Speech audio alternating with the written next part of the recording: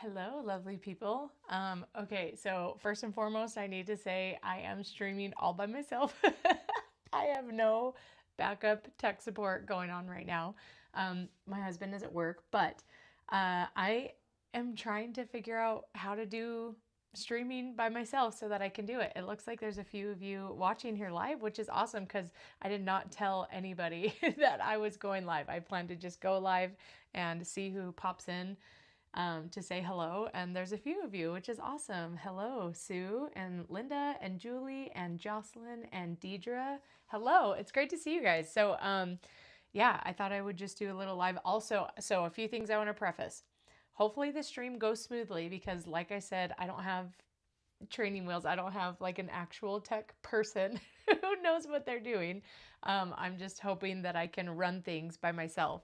Um, and then also, my kids are hanging out watching a movie. So if I have to leave abruptly, um, that's why. So, but yeah, okay. So last night I did a live stream and it was a lot of fun. And in that live stream, we started a project doing a Lone Star quilt with this gorgeous rainbow ombre fabric. And so I thought I would pick up where I left off on this. I still have a lot to do, obviously. But so if you didn't see my previous live stream just from yesterday to see what I've done so far, I mean, you don't have to right now, but you can see where we are, where I've caught up. You can see where I'm catching up from doing that part of the project. So I have this rainbow ombre fabric in 3 different shades or 3 different like dark, medium, and light. So this is what my medium strips look like that I'm going to cut my light colored strips in a minute. But here's the medium rainbow ombre, and look how awesome this is. It does a full rainbow from the start of the strip to the finish. So if you look at these side by side, they are the same shade of pink, and then it does the full circle. So that's my medium lightness one, and then I also have the same colors but in a dark.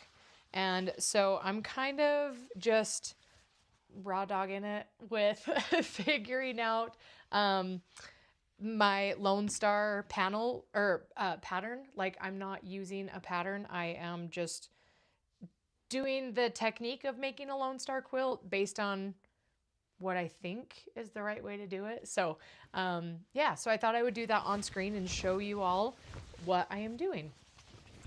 Oh, Linda says it came up as a notification. Yes, awesome, thank you.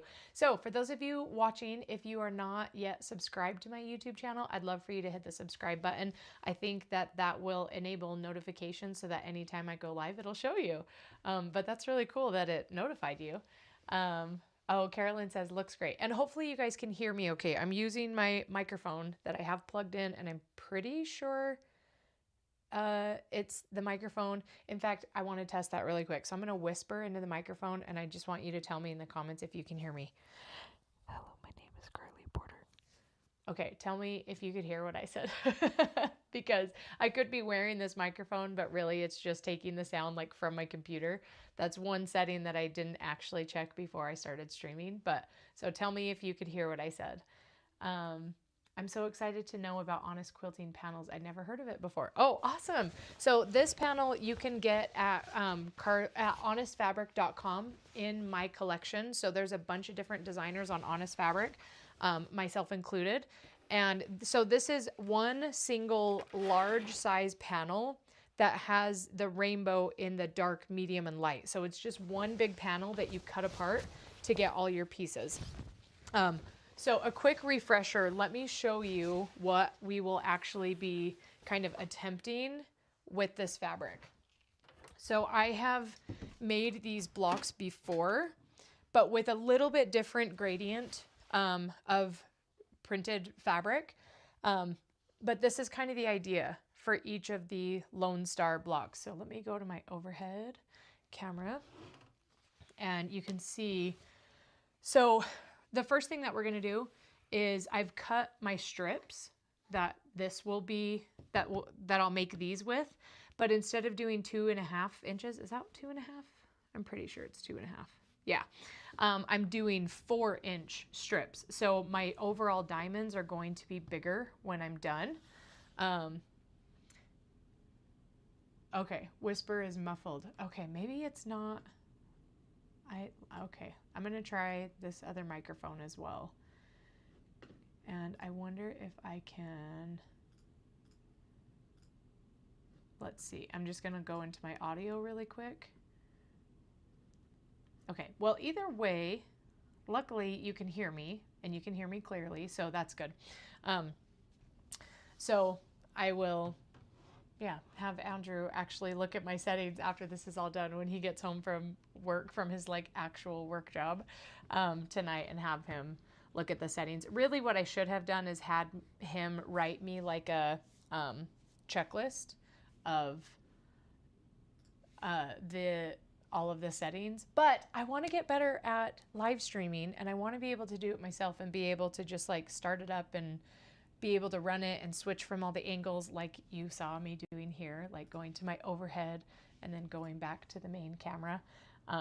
But yeah, so, oh, I heard you perfectly when you whispered. Okay, that's great. I thought this machine, or I mean, I thought this microphone was the one that was being used.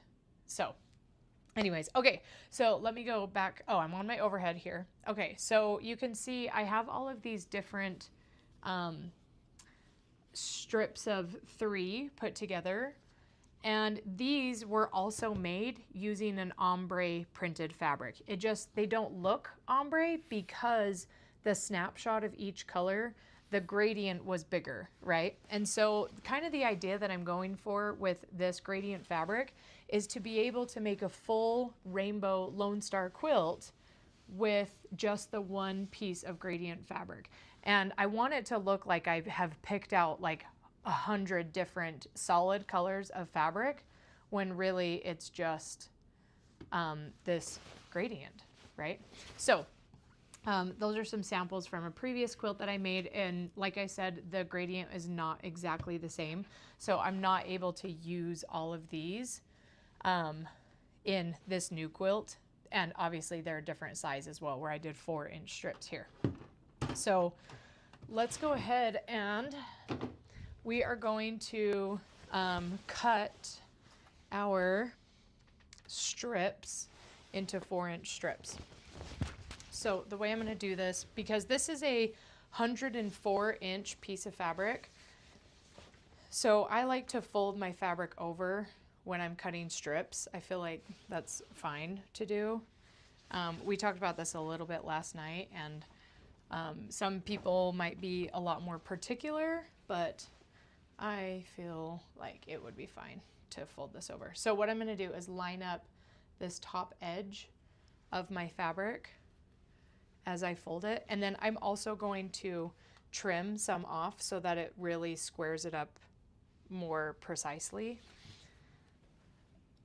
And also my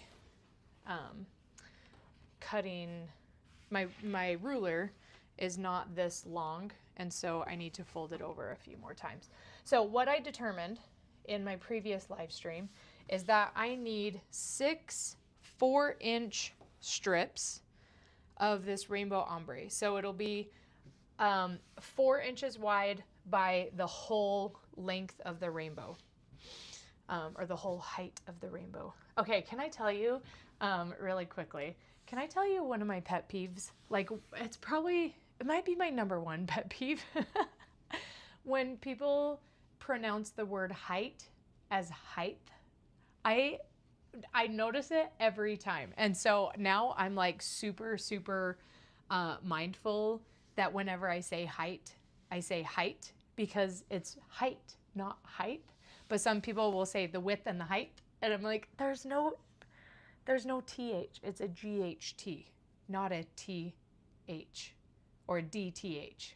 Width, DTH. Height, GHT. Anyways, so, and now I think about that pet peeve every time I say the word height. I think to myself, yeah, it is height. It's not height. So anyways, That's just one of my pet peeves. I loved watching the replay yesterday of your first live. Thank you, Sue. That is so nice. I appreciate that. Wendy says, if you walk into the other room, keep talking, and if we can still hear you, you are on the mic versus the computer. Okay, that is a good way to test that as well. If I have to walk over there, that will be a good thing to test. But I think we're good. But thank you. I really appreciate the feedback. So let's see. Linda says the gradient fabric would make a fab Bargello too. Yes. Oh my gosh. Yes, I agree. Wholeheartedly agree. I also have this rainbow, like striped rainbow fabric. This would be an especially really cool Bargello quilt because it has the like obvious stripes in it of the rainbow. And this one, like the gradient, also has the full rainbow spectrum. Although I do have to say it doesn't have as much pink as I wish it did. When I was using this for a Lone Star quilt, because the first time I tried making a Lone Star quilt, I used this striped rainbow fabric. I felt like when I was arranging all of the star diamonds into a shape, it jumped too quickly from purple to red, and there wasn't really as much pink to create kind of this full equalized rainbow that I was really going for, which is what caused me to go back and redesign the gradient and make a new design for Honest Fabric, where I felt like each shade of the rainbow was being represented a little bit more consistently. So, but the diamond blocks that this made are also really pretty cool looking. Let me see if I can find in here. Yeah, check this out. Let me go to my overhead camera. Look how cool that is. So there's like the printed stripe lines are all the ones that go vertical, and then the actual seam is the 45-degree seam. But look how kind of cool and pixelated that looks. So it looks like it's a lot more colors pieced together, but all of these vertical seams are not actually seams. They're just the pieces, like the colors printed onto the fabric. So that's really cool too. So on Honest Fabric, I have the stripes that are the crisp stripes and not the gradient. I have those on Honest Fabric as well. Also, anytime you are looking at Honest Fabric, if you're looking for any of the designs in my library, you can use the coupon code Karlee25, Karlee25, all one word. You can take 25% off your entire order of quilt tops from my collection. So if Honest Fabric panels are something that you're interested in playing with more, then make sure you use that coupon code so you can get a discount on it. Okay, so I'm going to go ahead and line these up, and I'm using this straight line down here. And then I'm going to trim off a little bit so that I can make sure that all of my strips are exactly 4 inches wide. So since this is the line that I tried to line up to fold, I'm not necessarily going to just trust that fold. And so I'm going to create an exact crisp edge for all of my pieces.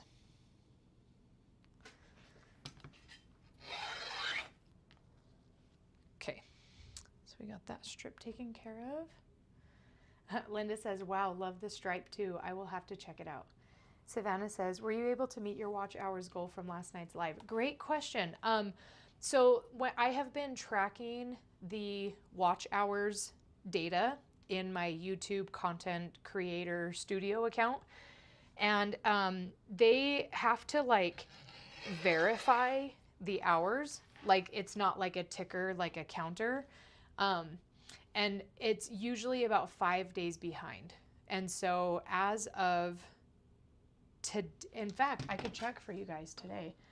Let me see if I can pull it up. YouTube Creator Studio. Let's see. So as of July 9th, I am at 3,629 valid watch hours. So yesterday when I checked, I was at 3,622. So from the 1 day jump, from the 8th to the 9th of July, I got another 7 hours. And it just has not like tabulated the live stream from last night yet. So yeah, but I have to assume that probably got me. I mean, it was a 2 hour and 45 minute event, and I had at least 50 people watching at any given time. So I think that hopefully by the end of this week, I'll have met the goal. But yeah, thanks for asking, and thank you for watching last night. It was a lot of fun. I mean, I definitely learned a lot about how to run an organized and smooth live stream. Okay, so I have 3 strips here, so I need 3 more. But yeah, I don't know. It's been a really kind of refreshing and fun dive for me into like doing more live stream type events on YouTube. Like I feel like for especially the last 5 or 6 years, I've really primarily just like posted content on Instagram, and it cross posts to Facebook as well. But there's no sort of monetization aspect to my Instagram and my Facebook pages. And I remember talking to other like crafting influencers a couple of years ago when Instagram started saying like, hey, we'll pay you for your content. You can get paid to make reels, you know? And I asked them, and one very prominent quilting influencer that I talked to, like she has more than 100,000 followers on Instagram. And I was like, what are your thoughts on this? And she's like, I haven't even made 3 figures in any of the reels that I've posted. So I'm like, it's not enough money for me to be willing to give my that personal of like financial and contact information to Instagram for them to send me a payment of like $9 or something, you know. So, but I have heard from YouTube content creators that it can be pretty sustainable financially when you are posting regularly and, you know, making regular videos, which I do. So, but yeah, and I like the YouTube platform more, I think, than Instagram. I don't know. It feels more like a library of stuff, where Instagram, I feel like people's attention span is just gotten so short that it's hard to like entertain people in longer form content. And I'm a long-winded person. If I've known anything about myself from early childhood, it's that I've always been long-winded. So I think YouTube will be a fun place to dive into. Okay, so I have my 6 light colored rainbow stripes. This is my leftover, and I have leftover of all 3 colorways, the dark, medium, and light. So I'm going to just toss that to the side with those, and save it for my binding. Curiosity said, we should play the live stream on repeat in the background while we sleep. Well, I have to be careful because I don't want to tell people to like try to game the system and I don't want people to try to game the system. Like I understand that a lot of the revenue that I'll be able to earn is from advertisers. And so they want to pay for people to actually watch their ads, you know? So I don't want to tell anyone to do anything that will game it. I want it to stay as authentic as possible.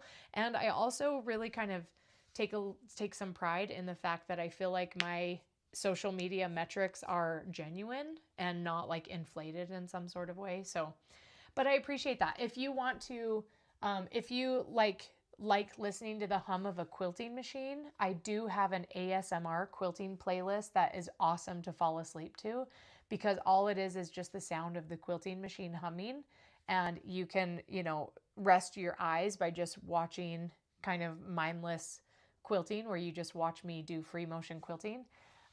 So those are good if you want to watch those. Those are good ones to fall asleep to. Sue says, I watched it from start to finish and loved it. My hubby fell asleep next to me, so I was able to watch it on the TV uninterrupted while crocheting. Oh, that's awesome. Thank you. I really appreciate that. Curiosity said, things disappear in the scroll on Instagram, but it's fun for photos. Yeah, I agree. And I think for a long time, I was kind of just trying to smush myself into the social media box when I'm learning more about myself as a creator and as a creative person. And it feels like YouTube is more my vibe. And so part of me is just like sad that I didn't start a stronger YouTube channel, 10 years ago when I could have. Like my oldest YouTube video is like 11 years old. So I've had a YouTube account for a long time and just not really done much with it. And I wish I would have, but I guess there's no time like the present, right? Okay, so I have my 6 light strips, I have my 6 medium strips, and then I have my 6 dark strips. So let's go to the overhead camera, and now I want to show you what I'm going to do next to get these ready for piecing. Because the way that I learned how to do a Lone Star quilt is to have long strips where you piece all the strips together and then you cut them into their three diamond sections. So like this piece, right? Where'd it go? I just had it.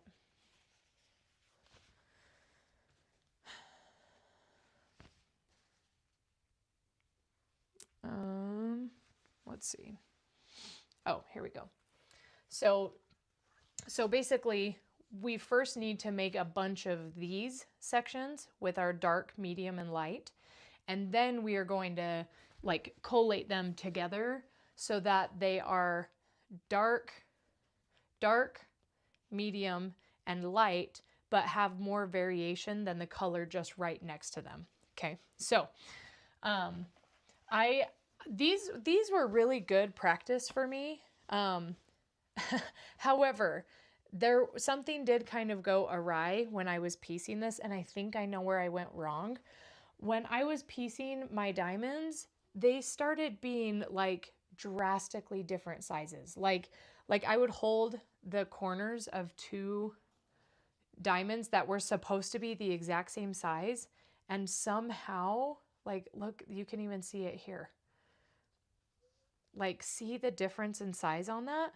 And I don't know exactly what happened, other than what I think happened was that when I pieced my strips together, and then as I was cutting my 45-degree angles, the rest of the strip was draped over the edge of the table, and I wonder if it was being stretched ever so slightly. And so when I went to go piece those like these sections together, they were just being, I don't know, pulled in a way that it was making them a little bit bigger. I'm not sure. So one thing that I definitely need to be way more mindful of this time around is I really need to do all of my fabric for each step. So like instead of doing one strip set of 3 and then cutting them and then collating them and then putting them back together and then sewing them into the diamonds, and then doing that over and over again, those diamonds might have variations. So I need to be super mindful of making sure that my seam allowance is set exactly the same for everyone. And I have my ruler to make sure that I'm doing a 1/4 inch seam allowance. Because like sometimes I would piece a whole strip and then realize that I had just turned my machine on and I didn't set it to a 1/4 inch seam allowance. I really should figure out on my machine how to make the 1/4 inch needle placement the default. I really should read my manual and figure that out. But yeah, so I think I just need to really do assembly sewing with this and not stop sewing strips until all 6 strip sets are put together. Okay, so let me lay these out on my cutting mat and show you what we're doing here. Okay, so I'm gonna set these to the side and set these to the side. Okay, so I am going to take my light rainbow strip, set like so, and let me move my iPad out of the way so I don't knock it down. Okay, so here is my light colored rainbow strip, and you can see I've got the whole rainbow, right? And my rainbow is pink to red to orange to yellow, not pink to purple to blue to green. Okay, and then I'm gonna take a medium strip set and put these next to it. Again, making sure that I'm doing the right edge. So my purple is that way. All right, and I wanna put this so you can literally see the ends. So this is similar to what the panel looked like. The only difference is now we've cut the strips into 4 inches instead of the 27-inch pieces that we had before. Okay, and then finally this last one is the dark one. Okay, so these are the strip sets that we are going to be using. Now, when I did the first Lone Star quilt using this method with the stripy rainbow fabric, so this guy, because, oh, whoops, wrong one. So I want to show you what these stripes really look like so you can get a good idea of the difference.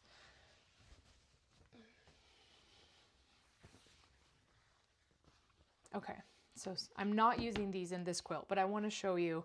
So when I was piecing these strips together, instead of just lining up my edges, I knew I was going to need to cut a 45-degree, and I didn't want this fabric to go to waste and the fabric on the other side to go to waste. So I actually staggered my strip sewing like this,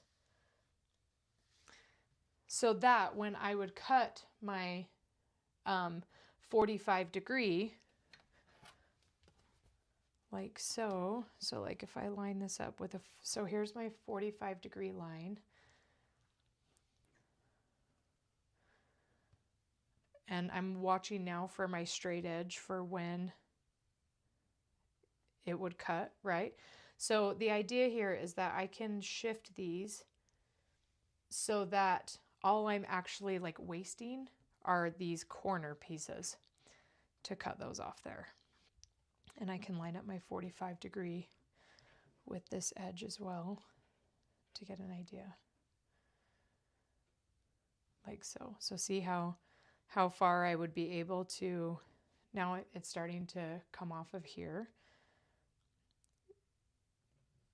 So if I were to cut there on that corner, that's how much overlap I'd have, and I feel like that's good. And then that's about how much I would lose on the other side. Or I'd potentially have more left over if I couldn't quite cut the full like 45-degree line by however long I need to do it. So, okay, this is a question that I have for y'all, because like I'm new to Lone Star quilts, and I'm going to do more research to know for sure before I actually cut the fabric, and I still need to do all my piecing. But I'm wondering, for those of you who have made Lone Star quilts, if my strips are 4 inches wide, how wide do my 45-degree strips need to be? Would I also do 4 inches wide there? Or would I do 3.5 because I'm going to lose some in my seam allowance? That's what I need to really figure out, is what those measurements are, so that I make sure that when I go to sew my diamonds together, they fit into that perfect Lone Star where you have 8 diamonds that all come to a nice, perfect point. That's what I need to make sure, because it blows my mind. There's one quilt, Lone Star quilt, that I pieced and I got all of the diamonds sewn together. But then somehow there were like, the diamonds were not wide enough to complete the full 360 degrees of that center star. So we're learning this together. So yeah. Oh, it's 4:36 in Northeast Pennsylvania. Yeah, okay. That's one thing I've learned is doing live streams earlier in the day is a lot easier for people who are hours ahead of me. Last night's live stream at 7 p.m. really cut out quite a few people from the East Coast, except for you night owls who decided to come, which was awesome and I appreciate. But yeah, I'm hoping that live stream is something that I can do more regularly. And I know that that will be the case, especially this fall, because you guys, it's like a milestone for me. All three of my children will be in school during the day. My youngest, he'll be at preschool, so he only does half day. But my two older ones are in full day school, which is so crazy. So anyways, I'm hoping that that will help my schedule to be more consistent with working because it's quiet. But luckily my kids are being really good right now watching a movie while I live stream today. So okay. All right. So I'm going to go back to the overhead here and I have my sewing machine set up here. But I'm just going to get these laid out and ready so that when I do sit down to start sewing, they are organized and really easy for me to just grab. Okay, there was another thing I was going to tell y'all too. I want some good variation in my 45 degree with color. Like I want the colors to be able to blend. So another thing I was thinking that I would do, and again, this is very experimental, so I'm not following a specific pattern with this fabric. So I know that there are some areas where I have some wiggle room in what decisions I make, and this is one of the areas where I get to have some wiggle room. But I don't have to have every single strip set of 3. I don't have to have them staggered the exact same amount. So for instance, if I wanted a little more variation in some of my like triplet strips that we're going to be making, I don't even know what to call them to like differentiate them, but basically these, right? So notice that with this one, they're all pretty much red, like dark red, medium red, light red, right? So that means that I lined these up fairly consistent. Now with some of the sets of strips of 3, I could also do like a little bit more variation where maybe I could not stagger this as much.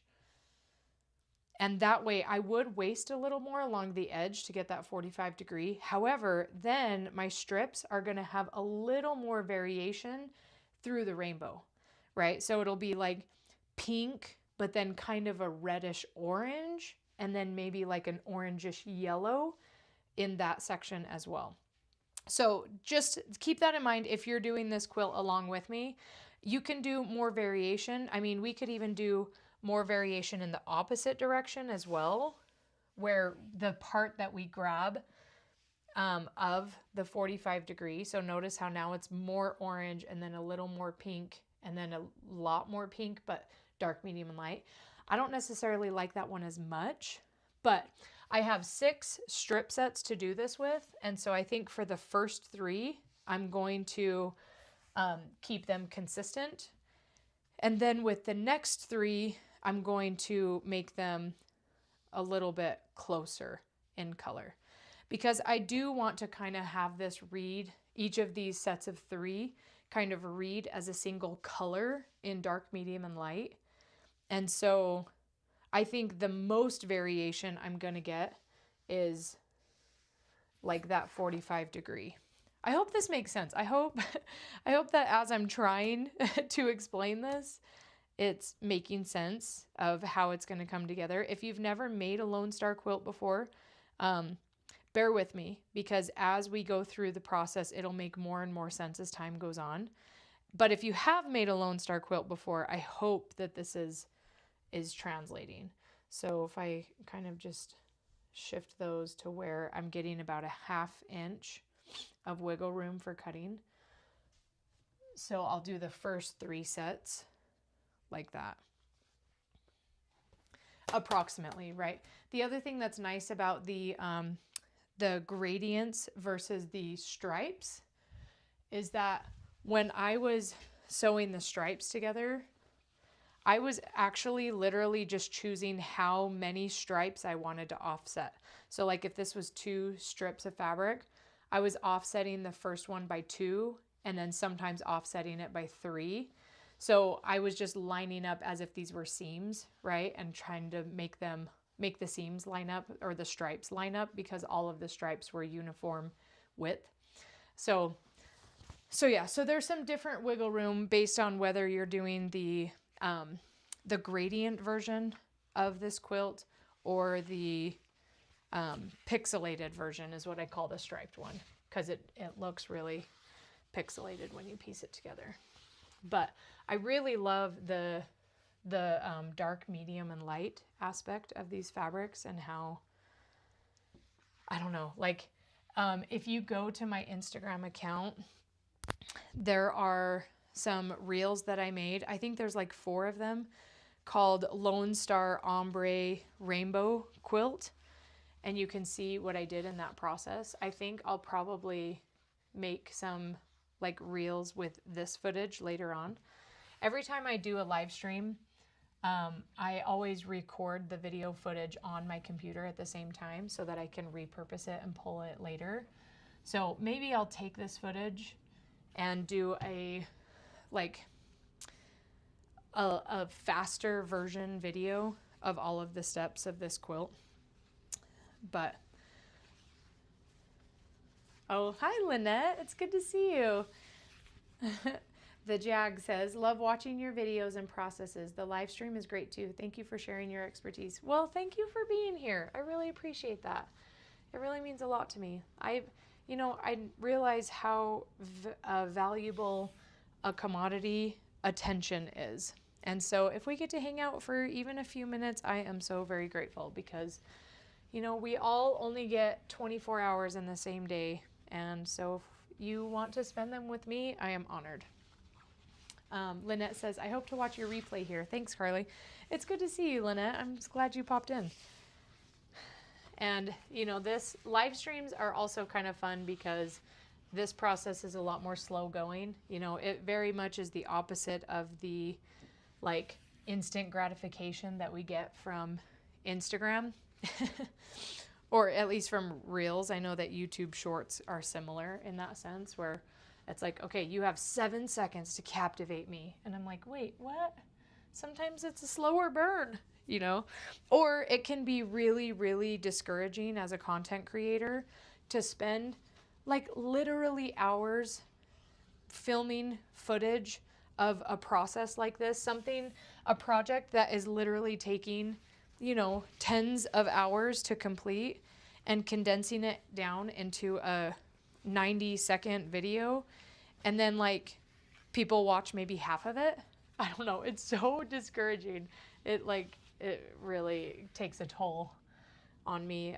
At least I think other content creators are similar, but it definitely takes a toll on me when I'm like, all of that work. Although it's not like I'm not incessantly looking at view count or even follower count. It's not something that I've ever really spent too much time caring about. But I don't know. It can be discouraging sometimes. Okay, so I've gotten these laid out. And okay, here's the other thing about this quilt. I do not yet have any idea how many 3x3 diamond sets. So these guys right here, I have no idea how many of these I'm going to be able to make with 6 4-inch wide strips from this piece of fabric. So this is a learning process, like I said, for all of us, because I'm not following a pattern. So there is the chance that I might need to order another panel and do this again to get enough of the diamonds that I want. Or I could also just be happy with the amount of diamonds I get. And then when I'm laying out my final layout of my quilt, I can decide how I want to lay those diamond sets. And maybe I could input other fabrics as complete different complete diamonds, right? Okay, also, I want to plug for y'all really quick. This is not like an ad, like I'm not getting paid to tell you about this, but it is pertinent to the information that I'm talking about with Lone Star quilts. Let me lay out this last one and I'll show you. I really should reach out to the author and see if she has like an affiliate link that I could share, but I'm just going to share what I have right now. Okay, so I just bought this book from Lynn Lee Smith. So this is called Lone Star Legacy Quilts. And she is like a Lone Star quilt extraordinaire.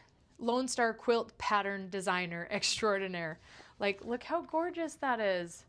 So beautiful. So I'm kind of taking some inspiration from her book, and also I'm going to read deeper her book to understand the measurements for making my own Lone Star diamonds. So obviously, like, there's a million Lone Star patterns. She didn't invent the Lone Star, but she is doing some really beautiful modern just really pretty stuff with Lone Stars. So if you are interested in making Lone Star quilts in general, oh, that one's really pretty too. Look at that. Then I would highly recommend Linda Lee's book. This is Lone Star Legacy Quilts. I ordered it straight from her website and she signed it for me, which is cool. And yeah, so getting this book kind of gave me a little extra oomph of excitement for making Lone Star quilts. And it's always just something that I have wanted to get better at. So let me show you. So I have made a Lone Star quilt before. It was really hard and I love it. Like, it's a quilt that I really cherish. And it kind of has put a fire under me to want to get better at Lone Star quilts. And I'm doing it this way where I am just taking, like, I'm trying to just learn the concept of Lone Star quilts versus doing patterns of Lone Star quilts, because I want to really understand the math and the concepts of the math and how that looks in order to successfully make a Lone Star quilt at any size with any like size of diamond. But I'm not going to open the whole thing because this quilt's really heavy, but it is symmetrical all the way around, so you can see what the whole thing looks like. But this quilt, the actual Lone Star in here, this is all pieced with Allison Glass Kaleidoscope solids. And then these pieces here are fussy cut by Giuseppe Robato's fabric line. It's called Quantum. And I like alternated which ones I did in each of those. So I love this quilt so much. And quilting a Lone Star quilt is also really fun. So I designed a custom printed panel from Honest Fabric, or for Honest Fabric. This was for a class that I taught a few years ago called Lone Star Border Bliss.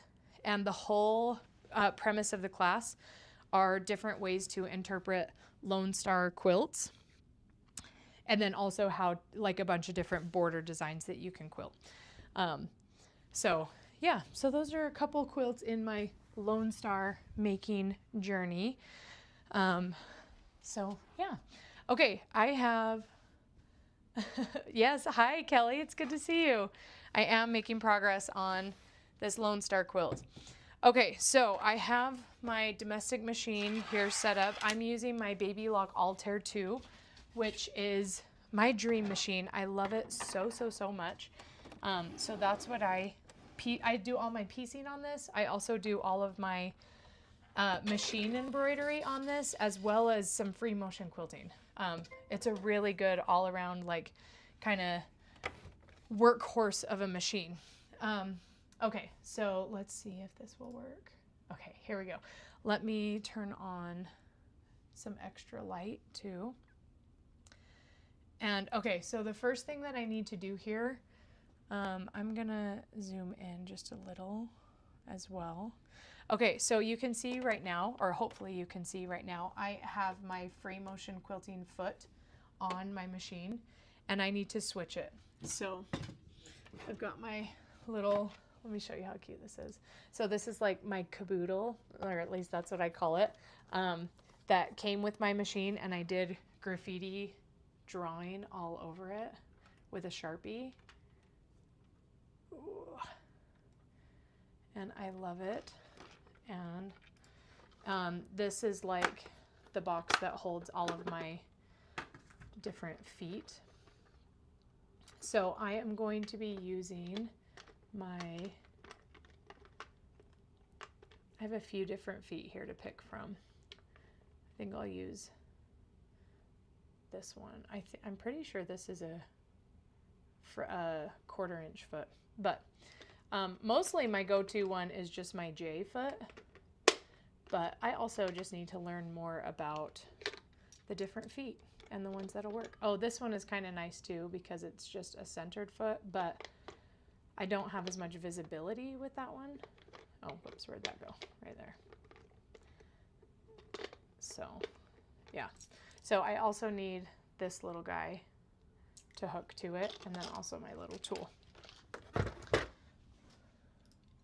right, so I'm gonna come over here, and I'm gonna take off my free motion / machine embroidery foot. That where it goes.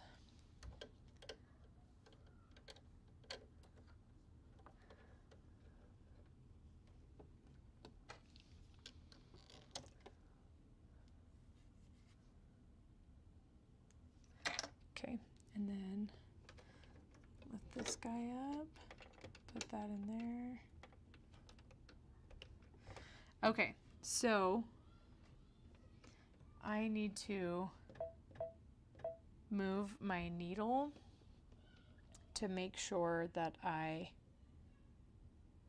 am a 1/4 inch away from the edge. Oh, you know what? I actually think this is not the foot I want.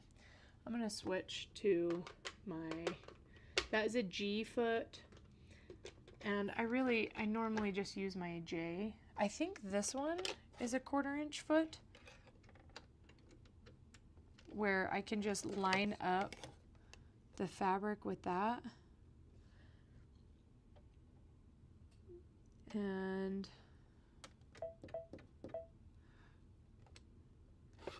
But now I'm feeling all paranoid. I'm afraid while I'm being watched that I'm using the wrong foot. And like I said, I don't know enough about feet to be confident in the one I'm using on camera. So I'm gonna go back to my trusty old J foot. Okay, so now what I want to do here, I have my aligning with my inner badass ruler. This is from Cut Once Quilts. They're so cute. Okay, so I'm gonna line up my 1/4 inch line right on the edge of my foot with 1/4 inch of my ruler. I wonder if I can get you a little bit better view. See if I can get this more in the middle. Nope, that didn't do it. Okay. You're gonna get a side view. Okay, so now I'm gonna gently lower my needle down.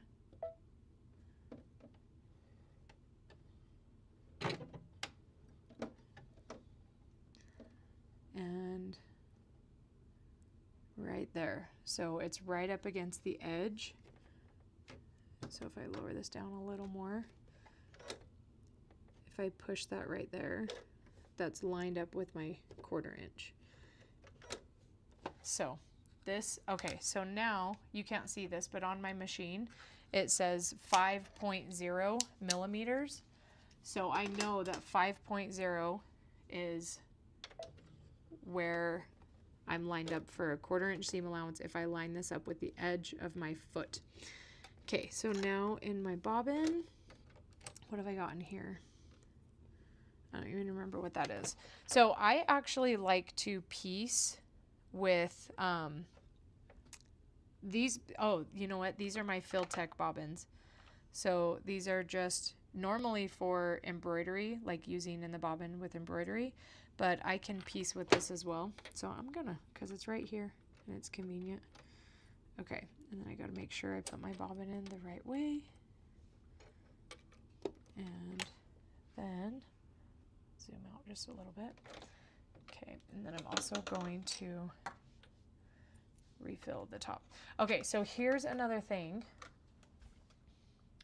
Here's another thing that we need to be mindful of whenever we are starting a new quilt and piecing a new quilt, especially if we are doing like assembly line piecing where we need to make a lot of blocks that are identical, at least in size and what's being pieced, is to always make sure that we are using the same seam allowance and the same thread in the top and bobbin. Okay, so I'm going to use this Filtech thread. I have plenty of it, and that's what I'm going to use every time I piece this. Okay, so let's go back to quilting. All right, check this out. Oh yeah. Baby Lock Altair 2 for the win. So freaking awesome. Okay. Did I miss any comments? Let's see. The Jag says, I love watching your videos and the processes. The live stream is great too. Thank you for sharing your expertise. That is so nice. Thank you. Kelly says, is that class available on demand or was it an in-person class you did? So the Lone Star Border Bliss class, it was a online live stream class. So it's not one that is like on demand. We did live stream class sessions. But it is one that I could see myself bringing out of the archive because I have all of the video footage from when I live streamed all those classes. I have that footage. I just need to figure out an organized way to represent it. So it is a class that like, okay, here's one of the ideas that I have in mind for live streaming on YouTube and posting on YouTube and seeing how lucrative I could how lucrative my YouTube channel could become for me by posting things for free and getting ad revenue from people who advertise on my videos. But I have these old classes that I taught years ago and I have all the footage and I'm trying to decide if I want to reteach them again or if I want to edit that footage and repurpose it and maybe put it for free on YouTube. But I'm scared that I'm going to put it for free on YouTube, but then it's also not going to generate any like ad revenue for me. Another thing that I could do is see if I could get sponsors who would be willing to like pay me lump sums of money directly, where I could edit their ads into the video, but then it's free on YouTube and they've already paid for the ads. I don't know. So anyways, Lone Star Border Bliss is a class that I'm not currently teaching. But I do have all the footage for it. So right now, what I'm trying to do is get over the hump of getting to that 4,000 hour watch point. And then once I start seeing like, okay, if I post a 1 hour video of a tutorial, what does that look like in terms of ad revenue? Because if I could start teaching on YouTube and make enough money through monetization that you guys would not have to pay for classes, that would be really cool. So yeah, but I don't know what that looks like. And I have to make sure that I protect my intellectual property and my classes and my education and my curriculum so that I'm not giving it away for free. And then all of a sudden my income has dried up because I'm not getting, I'm getting cut out of the pipeline of the revenue that comes in from that. So anyways, yeah. I don't know. It's interesting to think about, but yeah, so thanks for asking that question. I have a few classes like Lone Star Border Bliss that were based on a panel from Honest Fabric. So there's Lone Star Border Bliss, Mini Quilt Mayhem, Free Motion Frenzy, that was another one. Shimmering Symphony is another one that I've done. So Sue says, make the classes you have done as live into classes on demand and not free. So that was another idea that I had, was just making them like I did with graffiti quilting, where you basically are paying for lifetime access to all of the video footage. I could see myself doing that as well. I just need to build that infrastructure so that it all comes together the way it did for graffiti quilting. So, okay. Now, I have my strips here. I have my machine set up and ready. And I've also staggered these to about the approximate spot that I want to stitch them.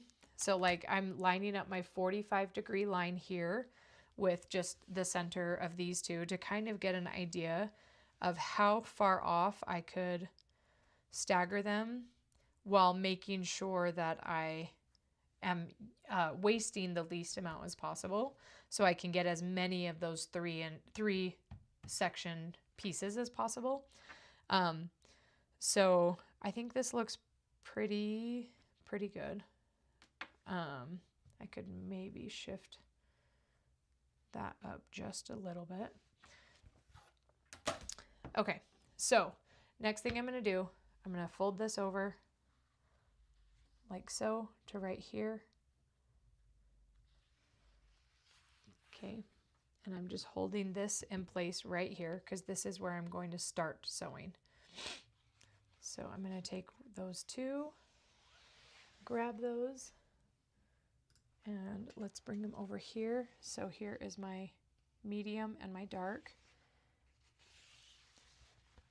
And these will come together pretty quickly because it's just a it's a 104-inch straight line, right? Okay, so, and now the spot that I'm looking at to keep my consistent 1/4 inch is the edge of my foot. Like so. And my stitch length is set to 1.8 millimeters. Okay, so now I can take this, and then just as I go, I'm just lining up this edge. I'm making sure that it's not starting to go like that or like that too far. I can zoom this out a little bit as well. So I don't want it to shift one way or the other. I want it to just stay straight. And I also don't want one piece pulling tighter than the other. So I'm kind of letting, so like let's see if I can show you this. Maybe I'll just pull this off.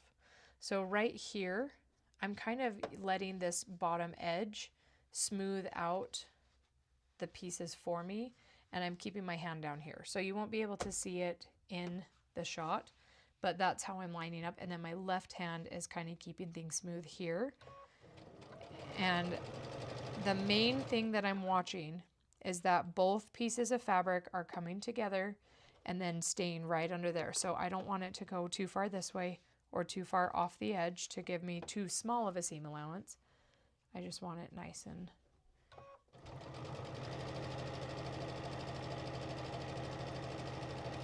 okay. And then I hardly ever pin when I'm piecing.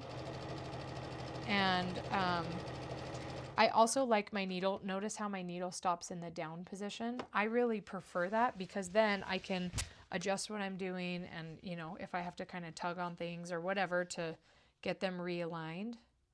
And I like to put my fingers like this and shift if I need to, and then I'm also holding down here that same way.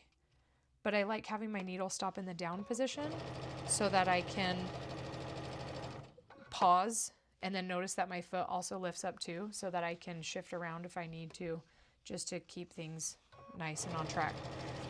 Now, when I'm piecing, I really don't do a lot of like pulling.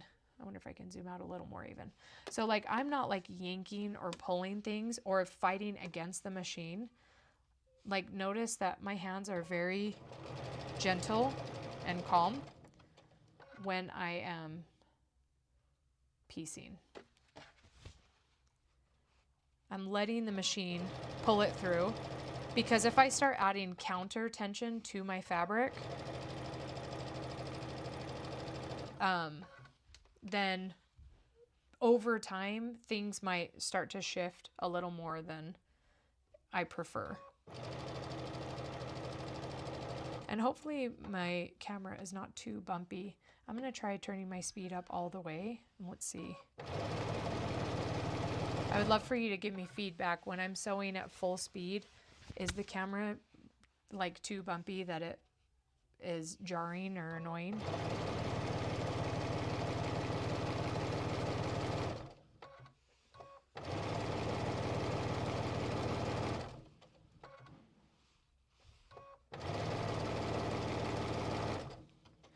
So one other thing I should say about this fabric is that we are going to be using the bias, like we are going to be cutting and sewing on the bias sometimes. And this particular fabric has a very, very tight weave. Like it is, you know, it's a very, very tight weave. It's very anti-stretch, so there's not a lot of give, which is good and bad. I think it helps when you're piecing because it's hard. Like it would be hard for me to stretch one fabric or the other too much. It kind of has like a stiffer, like a starched fabric feel to it. But that also means that it is not forgiving if my seam allowance is very off, or if my measurement is very off, or I cut something in a way that it's like, this is not, you know, this is clearly not measured correctly, or the seam allowance is clearly not set correctly.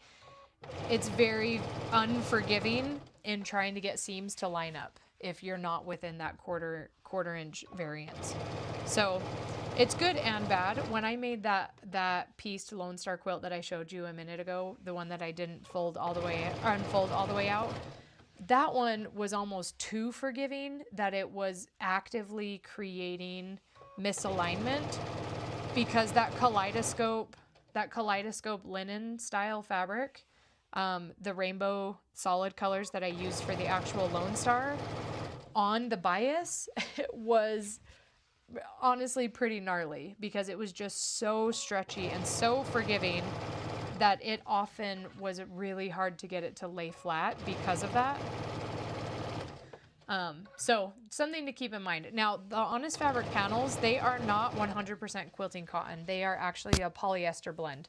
And so that polyester property is what allows the dye to be color fast and fade resistant, and it won't bleed and it won't fade, and that's because of that polyester property of dye sublimation printing.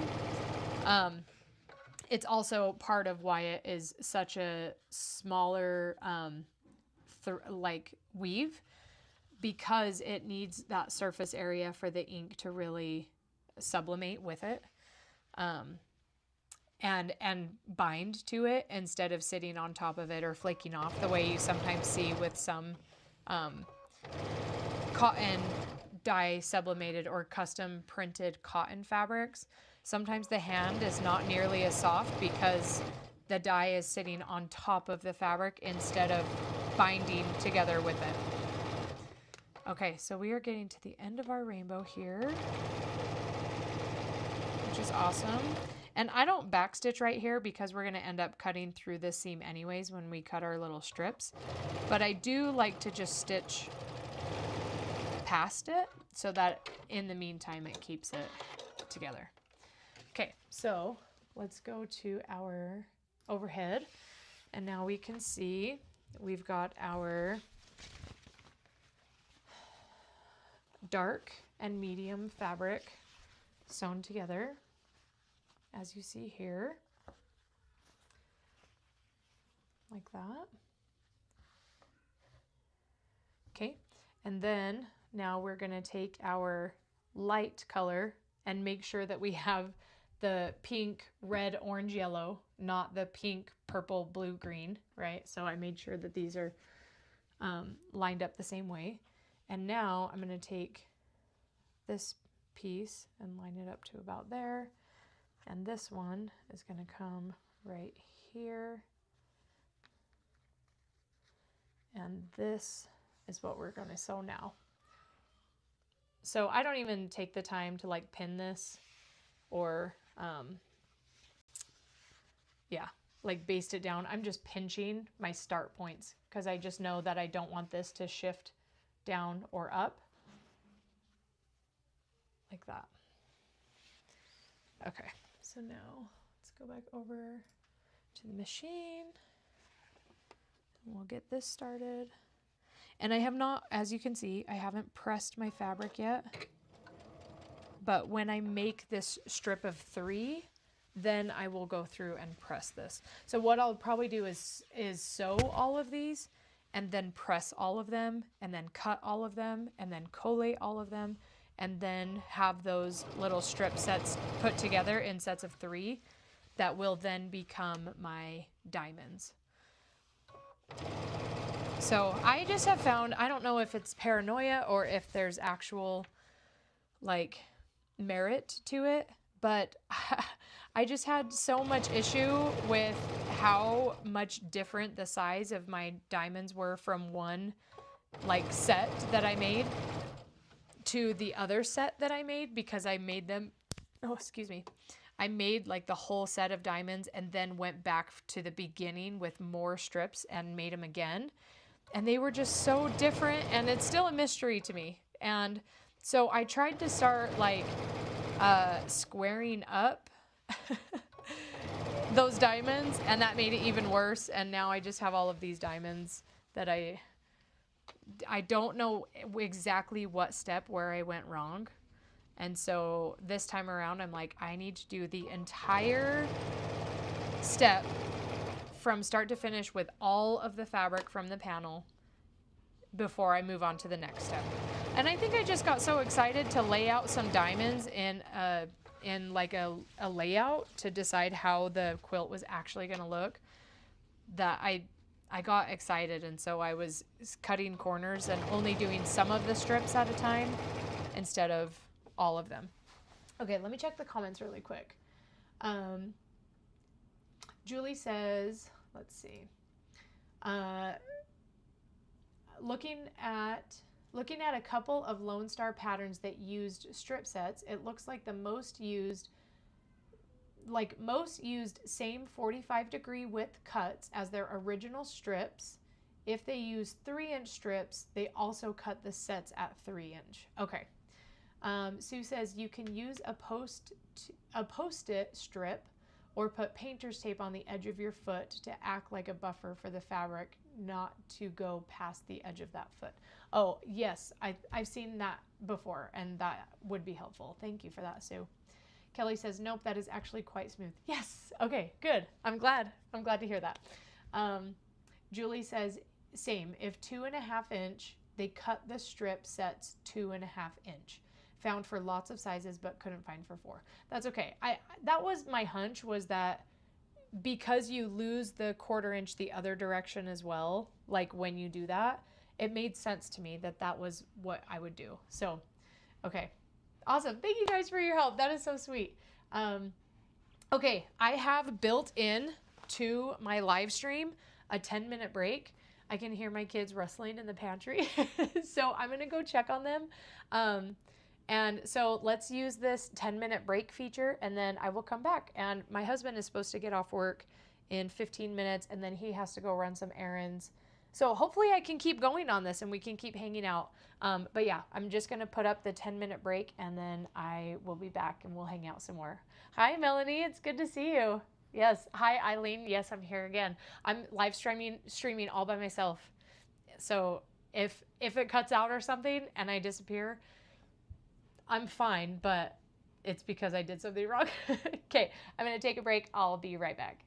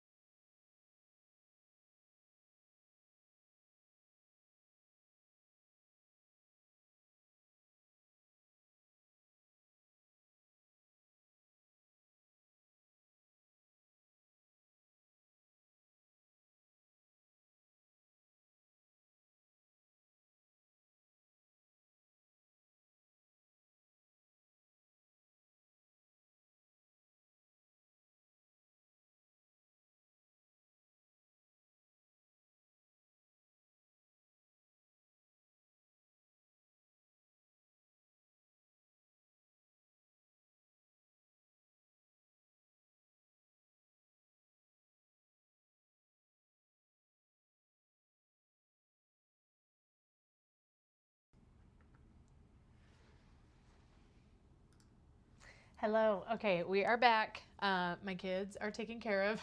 Everything is fine. Now I've got things lined up here. I was actually reading that book more. This book by Lindley Smith, Lone Star Legacy Quilts. It's so cute. I just want to make all of the quilts in here. They're so cute. But yeah, what we were talking about beforehand, I think is correct, that whatever width you cut your strip is also the width that you cut your 45-degree strip as well. So yeah, so I'm going to keep doing some sewing here, and let's see if or how many of these strip sets we can get put together before I have to end the live stream. But I'm glad that things have been going smoothly. Like, that's been really comforting. Watch, and let me knock on wood before I ruin the live stream.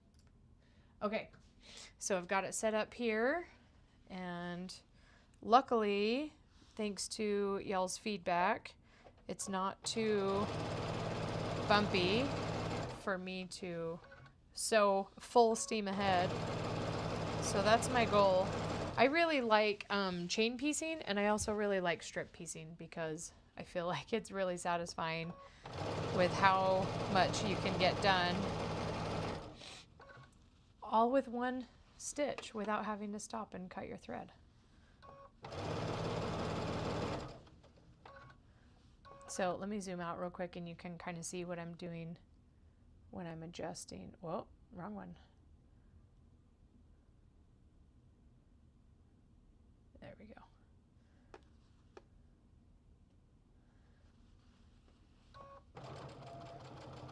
So I'm just stitching until I start to see this misaligned, because like I said, I didn't go through and like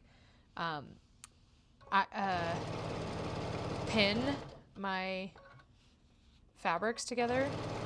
I'm just holding the strips, and as I start to see that gap, then I just pause and readjust, realign like that.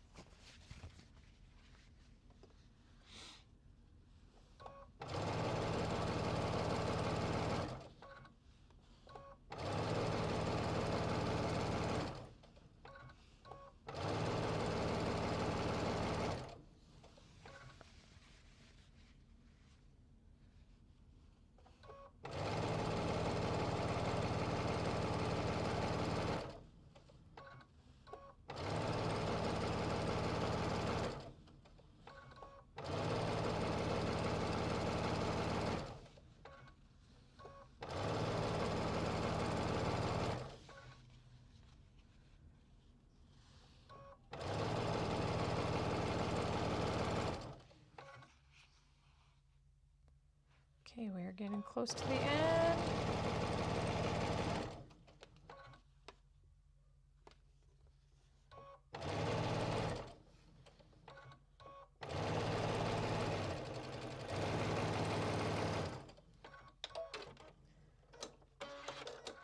Alrighty.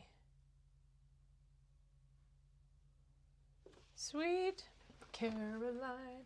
Ba, ba, ba. All right, so we got our first strip set of 3. Look how pretty. Oh my gosh. I really, really like this gradient. Like, I feel like it shows all the colors of the rainbow so nicely. Like, I love a good like turquoise into the green color, and then a good just like solid green into that olivey green color. Like, it was really fun to really kind of fine tune the colors of this gradient so that it just looks so good. And so now I think about, like, you know, just a section of this, like, it's so cool how it looks solid. Like the fabric color Oh my gosh, I'm probably muffling my microphone. Sorry. Like the fabric color in any given spot where it's just a spot looks like a solid color. And so I think 4 inches was a good choice for these strips, because I feel like in any given location, it might give the tiniest, subtlest little feeling of a gradient, but still kind of read as a solid. And it's going to make it look like the quilt was a lot harder in picking out and coordinating colors than it actually was. So I've got 1 strip set down, and I'm not even going to press this yet. I'm going to do all of my piecing, and then all of my pressing, and then all of my cutting, and then all of my batching. Like I want to try to do all of the fabric. And maybe that's normal. Like, am I talking like a crazy person for even saying like, oh, I'll just do 1 whole strip from start to finish, and then the next set, and then the next set? I don't know. I guess maybe it depends on the pattern, right? But like with this one, I'm just so paranoid about somehow, somewhere, my diamonds all of a sudden not being the same size. And I am so scared of that. And so I want to avoid that. The other thing that I think I'll do as well is cut myself like a paper template of what size, or even like, I don't know, do some sort of like marking on my ruler of exactly what size each of the finished diamond sections should be. So like these sections, what, like how wide it should be, how tall it should be. And, you know, because it sucked to feel like I was making all of these diamonds and then halfway through somewhere, half of them were unusable. And I don't know what the crap I did. And that was really frustrating. So, but one thing that is really satisfying about these is trying to get these little spots to nest together. So, like, it is so rewarding and so satisfying. Lola, what are you chewing on? Bring it here. My dog is chewing on something over there. Come on, bring it here. Bring it here, Lola. I can hear her like chomping. What do you have? Come here. Bring it here. What is it? Okay. She just came in from outside, so let's hope it wasn't anything too crazy.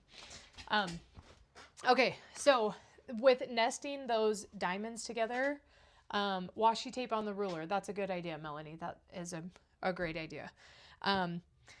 With nesting those strips together, another thing that I found was pressing each of these pieces.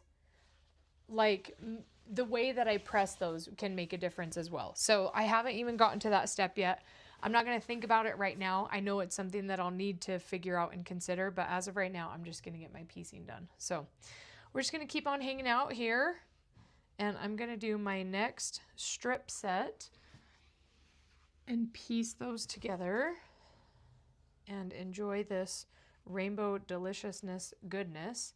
And I will check the comments every strip or so. So if you have anything to say, I will check it. But yeah, in the meantime, enjoy some strip piecing video footage.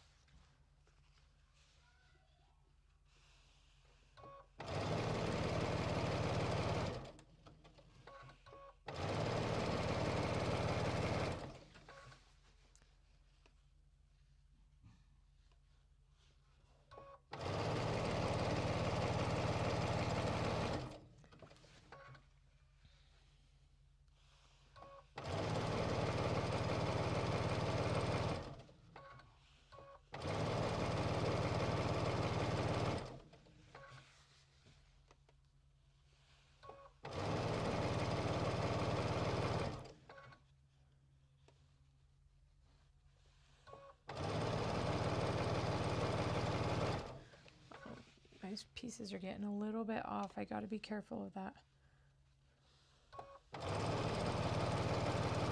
I mean, luckily a 1/4 inch seam allowance, it's called an allowance for a reason, right? Because we do have some wiggle room.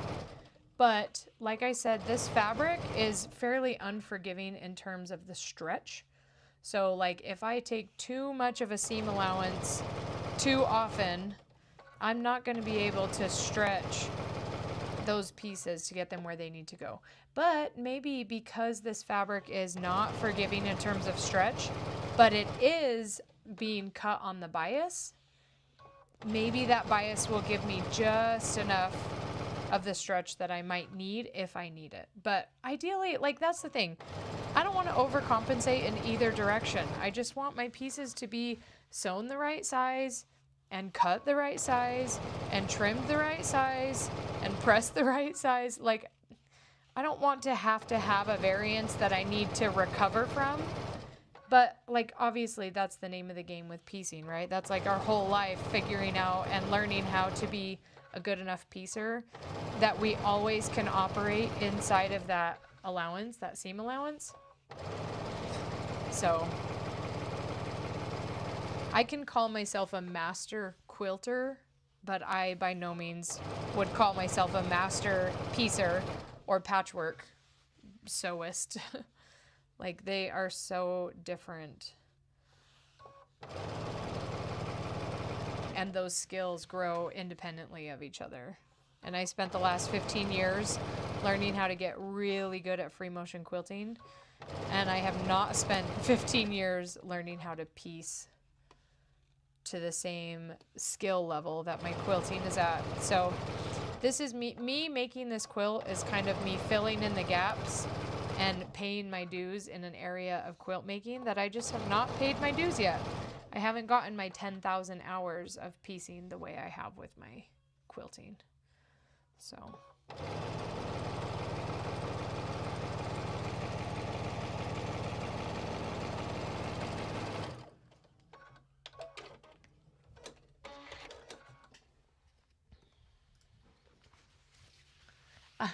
Sandy, you're so cute. She said, glad I jumped on YouTube. I get my Karlee fix again today. Oh, you're so sweet. I'm glad you did too. It's good to see you. Yeah, thank you for being here. All right, so I've got this. Now I'm going to get my light color lined up to here. And then I'm just going to pinch that so I know where I want to start it. And we'll go back to the sewing machine.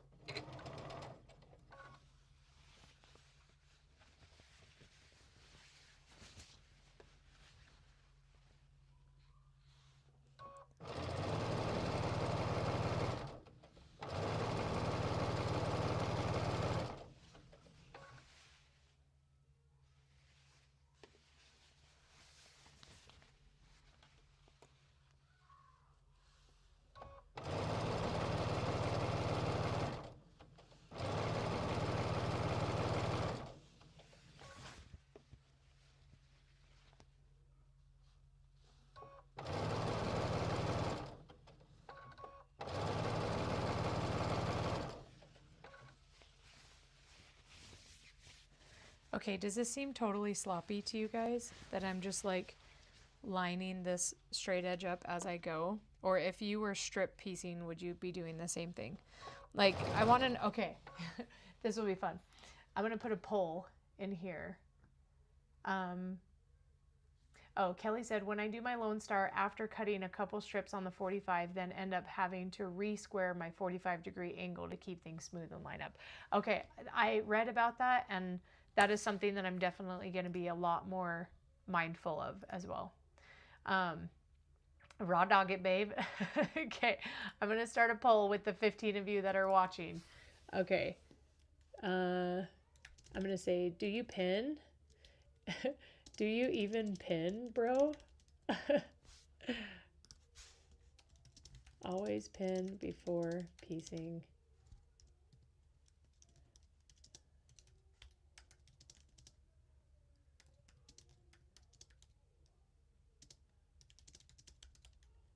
Okay.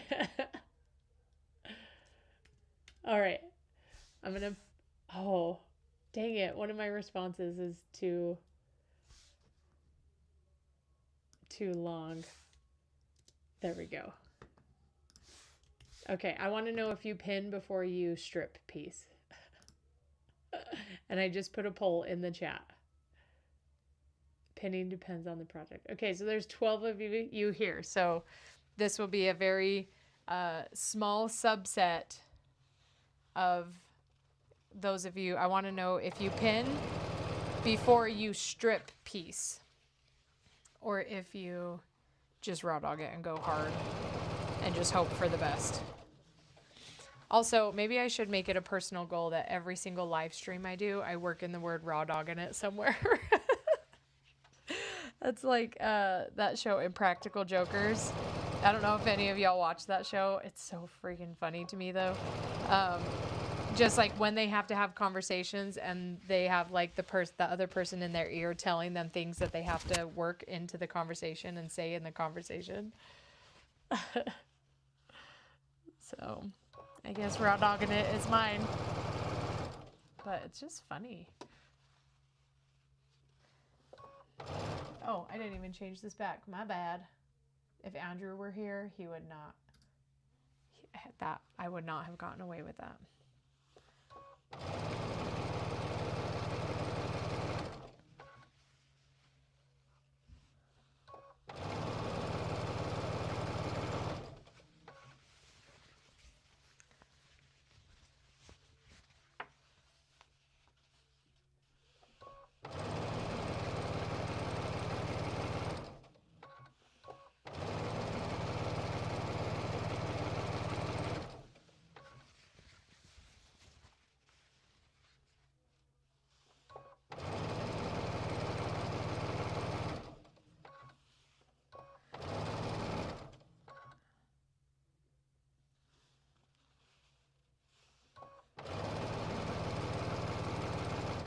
It's kind of cool how you can subtly see the fabric colors change, especially if you played this video on like double speed.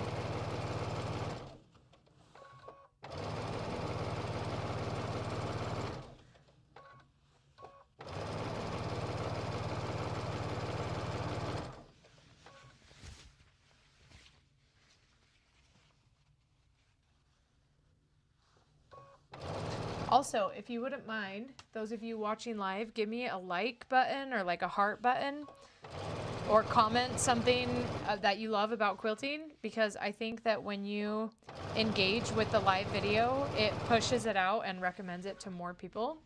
That would be so helpful to me if you could do that. I also wonder how like YouTube treats impromptu live streams versus like scheduled live streams in terms of like promoting them to people who are on YouTube. Like, I wonder what algorithm based like promotions that they do. And I wonder if it makes a difference if a video is live streamed or I mean, sorry, if a video is scheduled or if it's just jumped on impromptu. I wonder if there's a difference.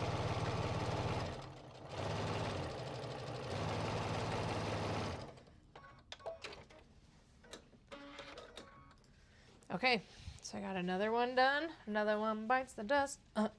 Dun, dun, dun. Another one bites the dust. This is so freaking awesome. It's so pretty. Oh my gosh. I love it so much. Okay, so really quick, I'm gonna put in the chat here. Okay, so most of you don't pin. Let's see. I be a Linus Quilter. Okay, can I ask what your name is so that when I reference you, I don't have to say I be a Linus Quilter says. But it's good to see you. I got notified but got sidetracked. That's okay. That's awesome. I'm glad you're here. Sandy says, I love the piecing part of quilting because I don't feel confident in my machine quilting. Girl, same, but swap that. That's how I feel. Oh, Kim. Hi, Kim. Okay, I'm going to try to commit that to memory. Thanks for being here. Okay, it looks like most of you raw dog it when you're strip piecing and you don't pin first. So thanks for taking that poll. I'm going to go ahead and end it now. That was fun. I don't know where the poll goes or what, but that was fun to do. Okay, I was gonna, oh yeah. So let me go to Honest Fabric really quick, and I will post a link to this fabric that I'm using. So if you want to make this quilt, you can get the same panel and cut it apart. Okay, so here's the panel. No, Kim, you don't have to change your name. I just wanted to learn it so that I knew. So I don't call you Ibalinus like I did last night. Okay, so there's a link to the panel. And then also, if you use this coupon code when you check out, anything that you get from my collection on honestfabric.com, you can take 25% off.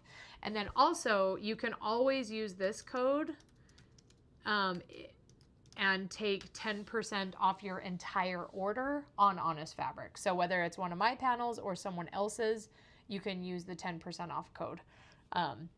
So yeah, so if you guys like this fabric and you want to try this. Okay, and then I also have the stripy one right here. So if you want to do like the pixelated rainbow stripes, there's also that one right here. Becky says, I don't pin much, but we'll clip a few things strategically. Fewer the better. That's how I feel too. Like I don't want to, ain't nobody got time for pinning. I want to actually run my machine.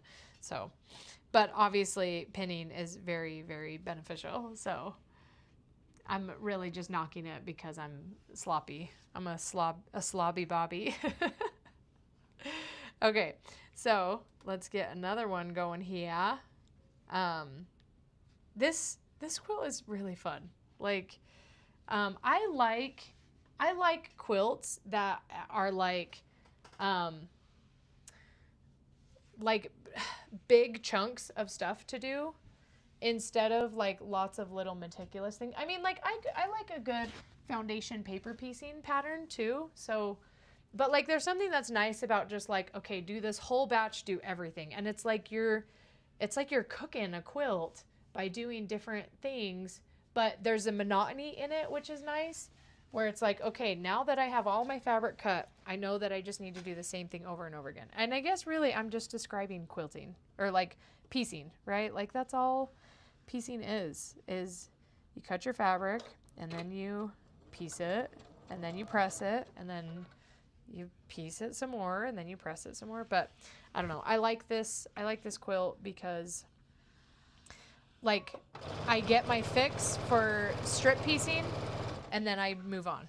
And then I get my fix for the other thing and then I move on. Like, so it's kind of fun. And I think my favorite part of this, this quilt is the laying out each of those diamond pieces and figuring out what that layout is going to look like. It's so beautiful. I can't wait to do it so I can show it to you guys and we can do it together. Cause it is just, I don't know. It's fun. Quilting is so fun, you guys.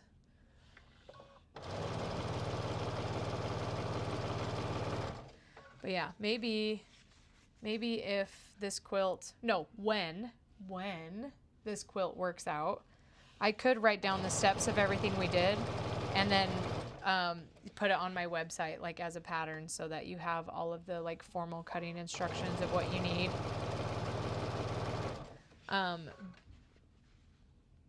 But yeah, like I'd be curious to see different ombre fabrics make this quilt. Like I bet I could probably easily find a V&Co ombre Lone Star quilt already, like that someone has made. But the thing about ombres is like they translate differently. So much of an ombre, like translating the way you want it to, depends on the scale of the ombre, right? Like if it's a very large ombre, like an ombre across a 104-inch piece of fabric is going to read differently than an ombre across a 44-inch wide yardage from a bolt. And so, yeah, I don't know, like gradients are kind of their own breed of fabric to use in piecing and in patchwork, because if we were to do this exact same quilt, but instead of doing 4-inch pieces, we did 2-inch pieces, then every diamond that we make is going to read more solid, like more of a solid color. But like if we were to do 6-inch wide strips instead of the 4-inch, then each of those diamond pieces is going to have a more, it's going to be more obvious that it's a gradient or an ombre versus the 4-inch. Like I think the 4-inch, I think we chose the perfect width for this. Especially because we're gonna lose less fabric due to seam allowance with a 4-inch diamond than we would if we did a 2-inch diamond. But we're still gonna have it kind of read kind of as solid colors, mostly as solid colors. So it's like we're kind of pixelating this gradient rainbow and rearranging it, but we're not losing a ton of the fabric due to the seam allowance from so many small seams.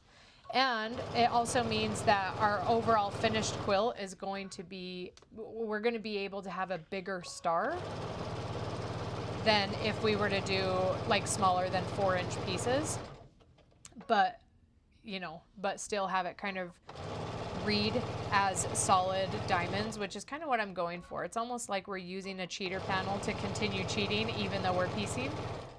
I don't know. I think it's going to be fun and cool. And I like it. And I like you. And I'm glad that you're here. Okay, so let's get this one laid back down. Kim says, the quilt I am making now, I have to pin a lot. It's a lot of pieces. I will be making a Lone Star quilt, same as Dignity Statues back. Ooh, okay. I don't know what Dignity Statues back. Same as Dignity Statues back. I'm not sure what that means. Oh, okay. I thought I did something wrong for a second. Let me show you. Okay, so I went to lay this out and I was like, upsie daisy, what did I do wrong? But I didn't do anything wrong. I just had the wrong end of the fabric. So I got to make sure that my ombres are always lining up the way that they should. So there we go. Okay, so now I'm going to take this guy, line it up there. This one here. Okay, so that was 2. So this is our third strip set. The other cool about like making this whole quilt during live streams is it gives me a super accurate depiction of literally how long a quilt actually takes, because we are documenting every single second of it together. Like a super long labor and delivery. Okay.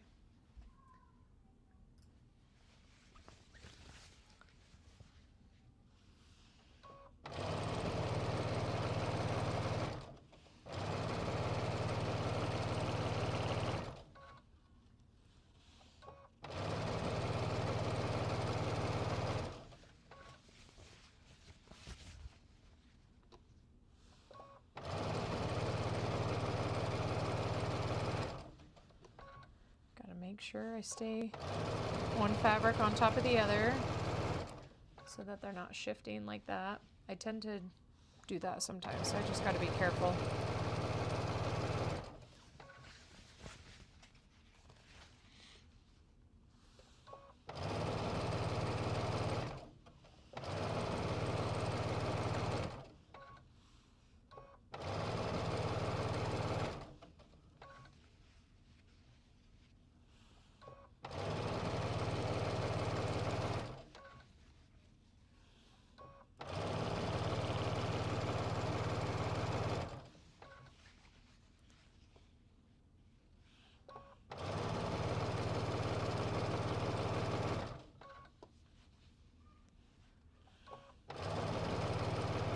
Oh, ran out of thread. Yup. Not too far back though, so that's okay. Okay. Let's grab another one of these. So again, I'm just using the same thing on top that I'm using in my bobbin, and it's these Filtech home sewing embroidery high tenacity high tenacity polyester. So I have them in black and in white, and I can't pull that one undone. Let me try this one. So got myself a little white one here. Okay, and I was like last years old when I realized there's also an extra thing back here, like an extra little secret compartment. So that's pretty cool. In case you have the same machine and you didn't know that, well, now you do. If you don't know, now you know. All right, let me get this 3-threaded.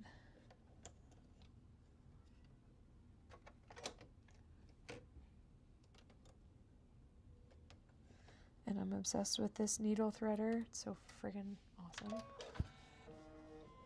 Booyah, Grandma! All right, let's pick up where we left off. And keep on keeping on. Oh, my bobbin thread. Okay, let me lower that, I should have checked it at the same time. Yep, she gone. Okay.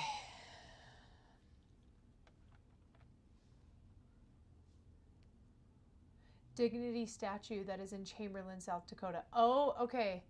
Oh, okay, yes. Yes, I know what you're talking about now. The, yes, the indigenous statue, right? Of the woman holding the Lone Star quilt behind her back.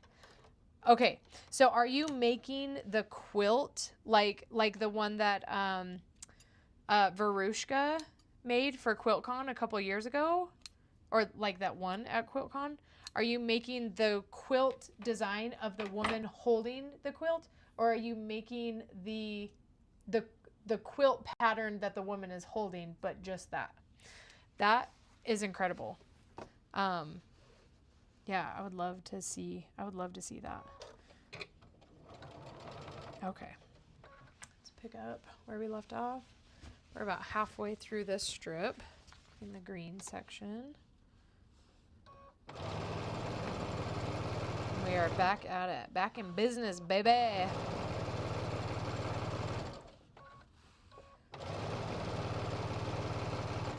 But I will probably have to be done streaming after this strip because I am going horseback riding tonight. I'm so excited.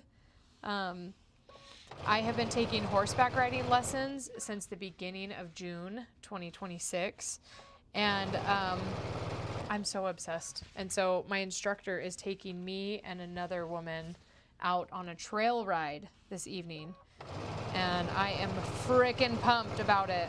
I have just fallen in love with horses and being a horse girl, and like I just want to be like a rancher and a homesteader. I am really, really in my garden era.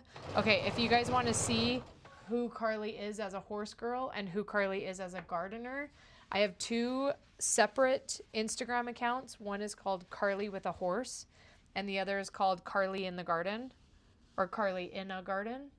I can't remember. I think it's Karlee in the Garden.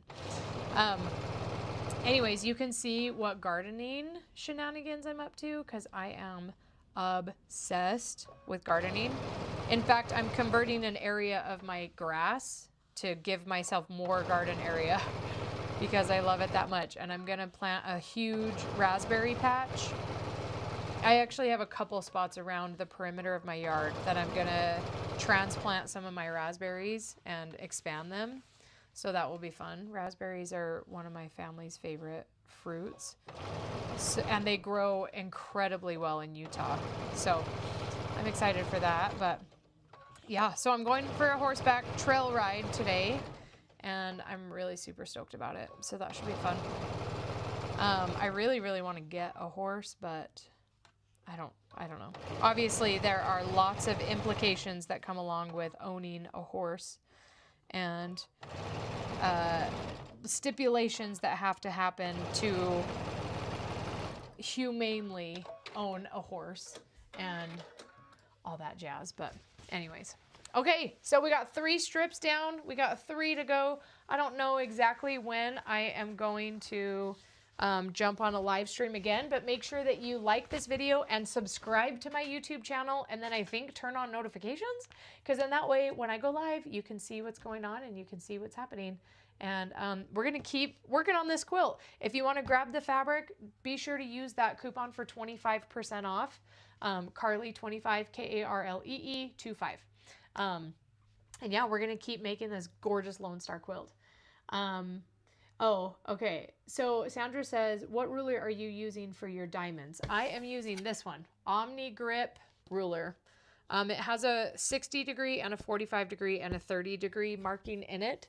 So this is what I'm using for everything, for cutting the fabric in all the directions so far. Let's see. Oh, Jennifer says, back again. Lone Star looks so complicated. It does look complicated, but it's really beautiful. And y'all, quilting a Lone Star quilt, that is really fun. At least for me, quilting these 2 Lone Star quilts was so fun. Oh, let me show you. Okay, I also have the Lone Star Border Bliss fabric. Let me pull it up on Honest Fabric, and I'll put a link in to the chat as well. Okay, so that panel you can also get in the 3 different sizes, and you can also use that 25% off coupon code. So if you just want to go straight to the quilting machine, the Lone Star Border Bliss panel is a really fun one to quilt, because it's a Lone Star that you did not have to piece, but you get to quilt it, which is a lot of fun. Kim says, I have the panel and designing around the panel different blocks and putting Lone Star for the backing. Okay, beautiful. That is awesome. I want to see it. When you, like, I want to see photos. Can you, like, send them to me on Instagram, or even just email me a photo? I'd love to see that. Jennifer says, oh my gosh, you'll love getting out on the trail. I had horses when my kids were younger, and we had so many great times together riding. I even did some team penning. Oh my gosh, that is so cool. I truly am truly obsessed. Like, I feel like the cool thing is my instructor, she teaches horseback riding lessons, but she also has a master's degree in psychology, and she's a child psychologist. And then she's also certified in equine assisted counseling. And so when I started doing horseback riding lessons, I was like, I know you're trauma informed, and I feel like I've got some stuff that talk therapy is just not cutting it for me. And so it's been incredible. It's been like, I'm getting goosebumps. Just, I don't know. It's been such an incredible journey, and it's one that I hope that I can continue on for years and years to come. And even if that means owning a horse, that would be incredible. So yeah, Kelly says, I wanted horses so bad growing up. Kind of jealous. I'm really fortunate too, because my instructor, she lives 2 houses away from me, and she has property in her backyard. So I just walk across the street and over around the block and go hang out with her twice a week. I get to do lessons 2 times a week. So that's been incredible. So if you want to follow my horse journey, go to Instagram and search for Karlee with a horse, and you can see what I've learned so far. But it's been incredible and life-changing and just amazing. So, okay, Kim, yes, please send me an email. I would really love to see that. That sounds really beautiful. Okay, well, we are just right at 2 hours. So thank you guys for watching. This was a lot of fun doing some polls. I need to go into my YouTube creator account and like enable like products. I guess you can link products straight from here. I don't know. I just was putting links in the chat straight to Honest Fabric. And then you can also do like super chats and like tips and stuff. I think that'd be fun to try out. Like, I don't know if y'all want to tip me for, you like what you see? Just kidding. Kind of kidding. But anyways, yeah, I'm going to let y'all go. And yeah. Oh, Sue said my grandparents had horses. It was so fun. That is awesome. They are beautiful and magnificent and wonderful and incredible and amazing and just too perfect and so good. the ultimate healers in my opinion. So anyways, okay, I got to figure out how to stop this, but yeah, that was a lot of fun. We got some strip piecing done. I got a little more to do. I'm debating if I should do it on the side or if I should literally like live stream every time I work on this quilt so that you can see every step in that journey. The harder part about doing that is just the logistics of making sure that I have the time set aside. Maybe some of my live streams might happen like at crazy hours just while I'm dealing with, you know, kids that are out of school for the summer. Daphne said, did you hit your hours? Okay, so I checked at the beginning of this video, 3,629. I'm going to refresh that page. And still 3,629. So that's as of July 9th. And now I have 2 solid live streams under my belt. And I know a lot of people are watching the replays as well, which is really cool. So yeah. Did you hit your hour? Oh, I reread that comment and I thought it said, did you hit your horse? And I was like, well, what? And then I see Kelly say, yes, please. And I was like, wait. Anyways. All right. You guys are awesome. Thank you so much for being here. If you're watching the replay, thank you so much for that. Be sure to check the comments and grab an Honest Fabric panel if you want to do this along with me. You could even do it with the smaller size and do smaller diamonds. I'm using the large panel for this, so 88 by 104 inches. So my strips are 104 inches long. But yeah, okay, I'm going to let you all go. And until next time, happy quilting.